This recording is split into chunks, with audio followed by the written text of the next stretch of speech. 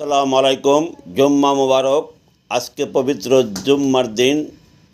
আওয়ামী লীগের নেতারা আমাদের মতো কর্মীদের কাছে আছে ঋণ। যুগে যুগে পৃথিবীতে মহামানব আসে।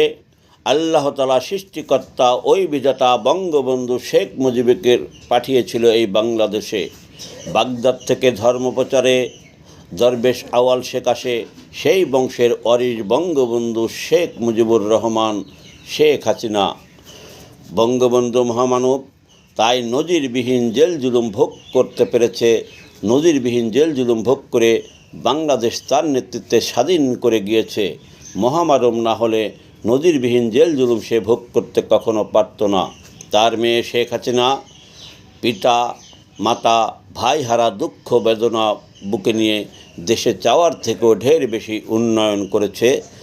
বঙ্গবন্ধু সোনার বাংলা, ডিজিটাল বাংলাদেশ বানিয়েছে।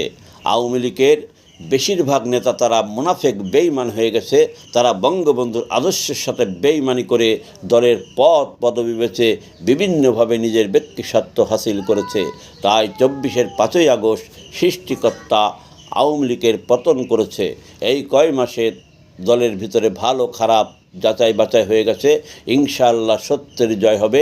আওয়ামী লীগ গঠন হয়েছিল দেশের স্বার্থে। আওয়ামী লীগের নেতৃত্বে ভাষা আন্দোলন সফল হয়েছে।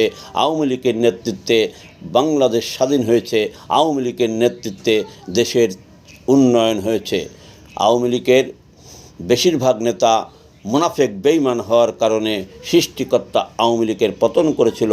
ইনশাআল্লাহ আওয়ামী লীগ মানুষের কল্যাণে, দেশের কল্যাণে আবার ফিরে আসবে।